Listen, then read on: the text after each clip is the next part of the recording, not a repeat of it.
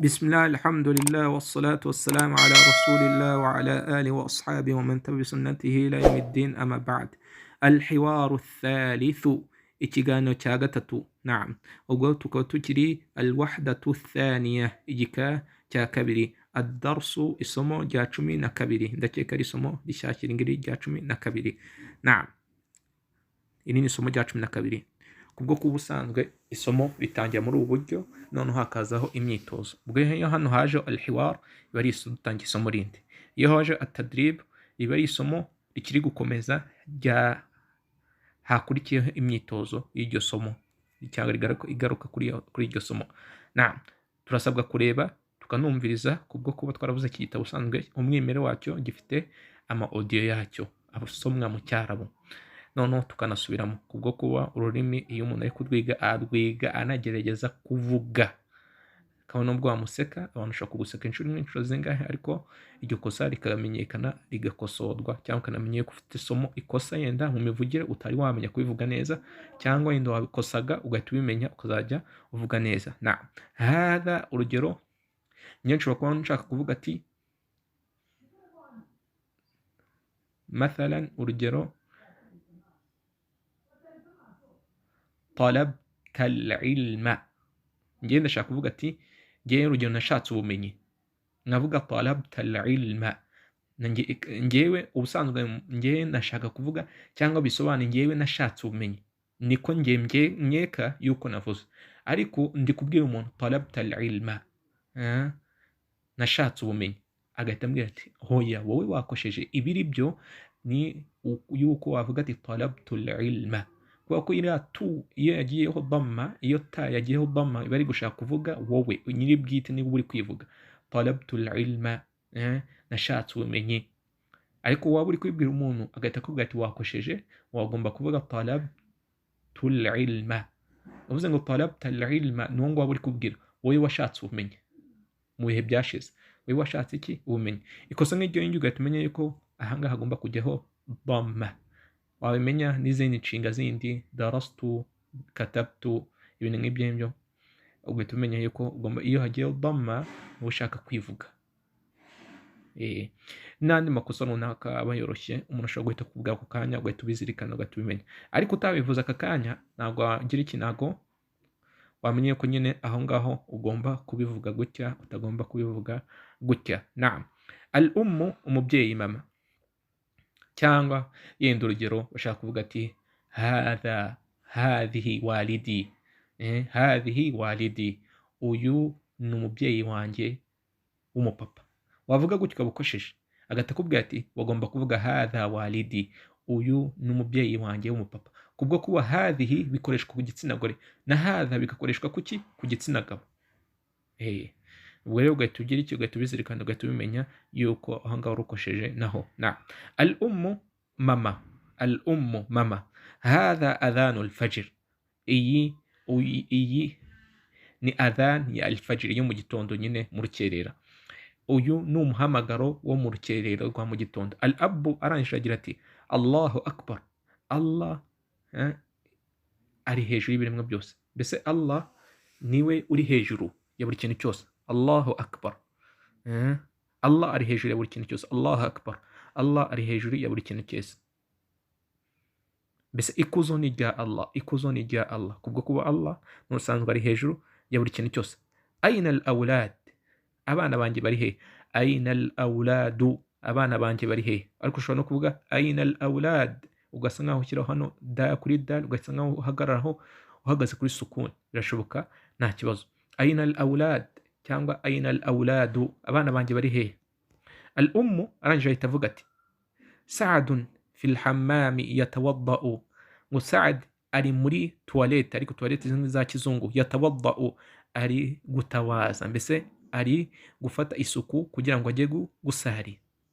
Ni ingingo zimwe na zimwe umuntu asabwa gukaraba igihe cyose agiye gusari, cyangwa igihe atatakaje wudhu yiwe. Gutakaza wudhu yiwe ni nko gusura, n'izindi mpamvu zindi iyo zibonetse, cyangwa kujya ku bwiherero kwihagarika byoroshye cyangwa bikomeye, n'izindi mpamvu zindi iyo zabonetse ziba ari itegeko ku muntu igihe agiye gusari kubanza gukaraba, agakaraba bimwe mu bihimba. iby'itegeko ni ugukaraba, ubwo tubivuze ni ugukaraba mu biganza by'umuntu mbere y'uko atawaza, yangiza agakaraba mu maso, agakaraba ku maboko yombi, akaraba mu maso, yangiza agahanagura mu mutwe yiwe, agakaraba ku maboko yiwe, yarangiza akanakaraba ku birenge byiwe. tubikora muri aya ya nyagasani aho Allah subhanahu wa ta'ala agira ati ya ayyuhalladhina amanu idha qumtum ila salah, yemwe bemeye Imana nimuramuka mugiye gukora, mbese mugambiriye mugiye gukora sala, kubwo kuba ni masomo y'idini aya ngaya. Iyo umuntu agiye gukora igikorwa cyacyo cyose cya ibada cyo kwiyegeza Allah subhanahu wa ta'ala, asabwa kugambirira icyo gikorwa, kubwo kuba buri wese azahembwa bijyanye n'umugambi we. Naam, ikindi cya kabiri, kugira ibikorwa by'umuntu byakirwe, gukurikiza intumwa y'Imana Muhammad sallallahu alaihi wasallam muri buri bikorwa byose umuntu agiye gukora. Naam, Allah agira ati ya ayyuhalladhina amanu idha qumtum ila salah, yemwe bemeye Imana nimuramuka mugambire, mbese mugiye gukora isala, faghsilu wujuhakum, mujye mukaraba mu buranga bwanyu. faghsilu wujuhakum wa aydiyakum ila almarafiq, munakarabe ku maboko yanyu kugera mu nkokora, mbese kugera hejuru yaho gakeya. wa aydiyakum ila almarafiq wamsahu biruusikum, umuntu asabwa kubikora bijyanye mbese bitartib, mbese kuva kuri rimwe, kabiri, gatatu, kane. Ntago uvuga ngo mereye kuri rimwe ngiye kuri gatatu, ngiye kuri kane, ndazangiye kuri kabiri. Ntago byemewe, wudu yawe ntago yemerwa. Igisabwa ni kuri rimwe, kabiri, gatatu, kane, gutya. Ubwo icya mbere twabonye yuko faghsilu wujuhakum, mujye mukaraba uburanga bwanyu. faghsilu wujuhakum wa aydiyakum ila almarafiqi, munakabe n'amaboko yanyu kugera mu nkokora, amaboko yombi. wa aydiyakum, umuhereye ku buryo kujya murangiza mukajya ku bumoso. wa aydiyakum ila almarafiqi wamsahu biruusikum, mujye muhanagura no mu mitwe yanyu, mbese umuntu ahanagura mu musatsi wiwe, abasabwa guhanagura mu musatsi wiwe, rangiza agahita nabifatanya no mu matwi. wamsahu biruusikum wa arjulakum ila alka'bayn, munakarabe n'ibirenge byanyu kugera mu tubumba nkore, kugera kuri amaso y'ibirenge, hejuru yaho mbese gakeya. Ubwo rero ibyo ni ibihimba bine tubwiwe umuntu aba asabwa kugira iki, kutawaza. Nanone iyo umuntu ari gutawaza icyo gihe ntago ashobora kuba yatawaza aho hantu yarangiza akagenda igihe atawaje rimwe. Buri rimwe twabonye ko ni mu buranga, wanyuze ugategereza agasubira nk'iminota 10, wanyuze ukaza gukaraba hehe, ku maboko. Usabwa gukaraba, koza ibyo bihimba, ariko hatari haca mwanya munini kugeza ubwo byuma ibyo bihimba umuntu ari gukaraba. Ubwo twihuse tubivuze kubwo kuba yaravuze fil hammami yatawaddau. Dukomeje, al-ab arangije agira ati wa aina sa'idun, naho Sa'id sari hehe? Nyuma yuko mama yaramaje kuvuga al-ummu, yaravuze ati Sa'dun fil hammami, Sa'd ari muri toilette za kizungu, yatawaddau, ari gutawaza. al-ab arangije agira ati wa aina Sa'idun, naho Sa'id yaba ari hehe? al-ummu Sa'idun, mama yaravuze ati Sa'idun fil ghurfa, Sa'id ari mu cyumba, yaqra'u al-Qur'ana, ari gusoma Qur'ani ntagatifu. al-ab arangije agira ati wa aina Sa'ida, naho se Sa'ida. Ubwo nyine Sa'ida ni mu buryo bw'igitsina gore, ni izina ry'igitsina gore, mbese ry'abakobwa. wa aina Sa'ida, ese Sa'ida ari hehe? al-ummu arangije agira ati Sa'ida fil musalla tusalli, Sa'ida ari fil musalla. Musalla nahaba harageneye gusarirwa, tusalli ari gusari. Ubwo ari musalla ni nko kuba yenda umuntu ashobora kuba afite urugo, cyangwa hari ahantu wenda hari abarimu, cyangwa hari ikigo kinini bakafite umusigiti usarirwamo ijuma, bakafite n'ahandi runaka barageneye kuba basarira yenda imigereka, sunna, duha, salatu duha, cyangwa isala runaka umuntu akaba yahasarira. Gutyo bimeze, ariko batahasara isala y'ijuma, mbese batahakora imbaga isala zose urebye, uretse zimwe mu sala yenda kubwo ku munsi y'ideni ushenda kuba uri kure cyane. Ibi ngibi cyane cyane mu bihugu by'abarabu bakunda kubikora, ugasanga baragiye bagena ahantu runaka abantu basarira kubw'impamvu zitunguranye, cyangwa umuntu ashaka gusari gusa agahita yisarira. Si n'ibyo gusa, hari igihe iyo bimeze gutya byorohereza abantu bamwe namwe bakunda bafite sunna runaka bakunda gusari, cyangwa abanotuye ku kazi hakaba ari ahantu bagenye basarira bitewe n'uko wenda umusigiti ushobora wenda kuba uri kure cyane. Al abu, papa arangije agira ati aina al mi'tafu, none se ikote riri hagana hehe? Mbese ikote, umupira umuntu yambara igihe mu gihe cy'imbeho. Saadun arangije ati hadha huwa al mi'tafu, iri ni ryo kote ya walidi, yewe mubyeyi wanjye w'umupapa. Al abu arangije agira ati wa aina an-nadhara, ese amarinete ari hehe? An-nadhara ni amarinete aya ngaya abantu bambara ya mu gihe cy'izuba cyangwa mu gihe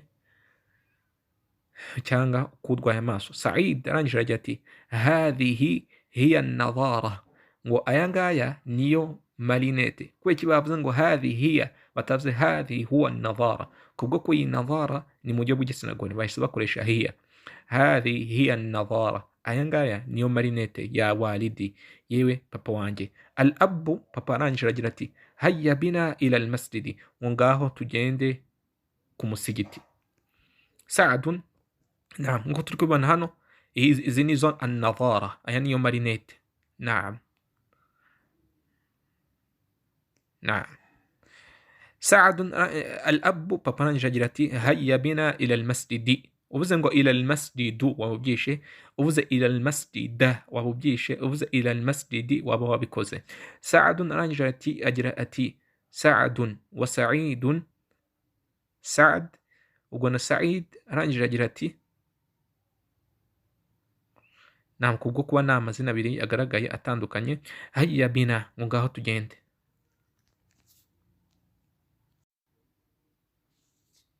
Naam, dusubiye inyuma ho gakeya, aya twari twayivuze, reka iri muri Qur'an, aya muri suratul Maida, aya 6, ya ayyuhalladhina amanu, ya ayyuhalladhina amanu, yemwe bemeye Imana, idha qumtum ila as-salah, nimuramuka mugambire, mbese mugiye gukora isala, kuba ko mbere na mbere ugomba kugambira nyine icyo gikorwa ugiye gukora kugira ngo ubashe kuba wakibonera ibihembo. Ila as-salah, mugambire, mbese muhagurutse mugiye gukora isala. Faghsilu wujuhakum, mujye mukaraba uburanga bwanyu. Ubwo ahantu hambere tubonye hitegeka umuntu asabwa gukaraba niki? Ni mu buranga bw'umuntu. Wa aydiyakum ila al-marafiqi, ndetse nanone mukarabe amaboko yanyu, mbese kugira mu nkokora zanyu muzamureho. Ila, kwa ko izi hurufu nizo abamenyi bagenda batandukana mu buryo bwo gusobanura noneho bavuga ati se ni ukugira ahangaha, ese no kuba warenza ibintu nk'ibyo ngibyo. Nanone bakarushaho kwinjira muri ahadith z'intumwa y'Imana sallallahu alaihi wasallam, kuko Qur'an ubwayo ku bwayo iri aya, urugero aya yaraje ivuga kuri masala runaka, indi iza iyishimangira cyangwa iza iyungamwo umukono, mbese iza nayo irushaho gusobanura icyo kintu cyari cyavuzwe. Cyangwa hakaza ahadith z'intumwa y'Imana Muhammad sallallahu alaihi wasallam zikaza zisobanura aya za Qur'an. Ubwo nyine ila al-marafiqi, umuntu akarabe kugira mu nkokora zanyu. Mbese ni byiza nanone ko umuntu aramutse azamuyeho gake ari byiza, nta kibazo biba bitwaye. Wamsahu bi ru'usikum, umuntu ahanagure mu mitwe yanyu. Naam, ubwo nyine aha 3 ni uguhanagura he? Mu mutwe w'umuntu. Wa arjulakum ila al-ka'bayn, umuntu akarabe hehe? Ibirenge byanyu kugera ku maso y'ibirenge, ubwo nyine kutubomba nkore hariya ku kirenge, turiya tuntu kariya kantu, turiya tuntu tuba turiho ku kirenge. Wa in kuntum junuban fatahharu, nimuramuka nanone mwabonanye n'abafasha banyu, fatahharu, mujye mufata isuku. Naam, ubwo rero ni byiza nanone biranumvikana mbere yuko umuntu atangira gutabaza kuba yabanza agakaraba intoki. None kubwo kuba iyo twinjiye muri sunna hadith yindi ivuga ibijyanye no gutabaza, uzasanga bakubwira ibindi bice byinshi cyane, nako ahandi hantu gutabaza hanaha, gutabaza hanaha, mbese aho ngani mu migereka. Kubwo kuba umuntu aramutse akoze ibindi abwiwe hano, wudu yiwe yabitunganye kandi yanakirwa, ariko arushijeho none kuba yashyira mu bikorwa hadithi z'intumwa y'Imana Muhammad sallallahu alaihi wasallam, mbese agakora n'iyo migenzo yindi abwirwa muri ahadithi z'intumwa y'Imana Muhammad sallallahu alaihi wasallam, igihe ari ahadithi z'ukuri, nta kibazo nacyo biba bitwaye. Naam, nko kubanza gukoresha umuswake igihe ari ku mano y'ibirenge, ukarushaho kuba karaba mu mano y'ibirenge cyangwa mu ntoki mu biganza by'intoki, ukagenda ukarabamwa hano hagati ndetse nko twanabivuze uko wabanza gukaraba ibiganza byawe mbere yo gutangira gukaraba hari ahandi, nabyo ni byiza. Naam, ubwo rero Ibi ngibi tubivuze kugira ngo umuntu arusheho kuba yanamenya ati iyi ni aya ya Quran ku bijyanye no gutabaza, kubwo kuba iyi ni ibada ikomeye. Nyuma yo kwemera guhamya ko byombi, hakurikiraho inkingi z'Ubuyisilamu. Inkingi ya kabiri ni sala. نعم. سبحانك اللهم وبحمدك أشهد أن لا إله إلا أنت أستغفرك وأتوب إليك.